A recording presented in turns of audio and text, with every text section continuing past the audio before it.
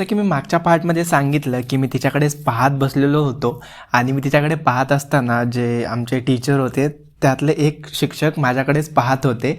हे मला साईडच्या मुलानं सांगितलं. मग मी थोडंसं घाबरून जे आहे तिच्याकडे पाहणं बंद केलं आणि मी थोडंसं समोर लक्ष द्यायचा प्रयत्न केला आणि जे साईडला मुलं बसलेले होते त्यांच्याशी थोड्याशा ओळखी काढणं चालू केलं, कोण कुठलं आहे काय. आणि मी जसं बीडचं आहे तर बीडचे पोरं कसे असतात ना, आता जर कोणी बीडचं ऐकत असेल तर त्यांना माहिती आहे की आम्ही एकदम बडबड चालू असते आमची.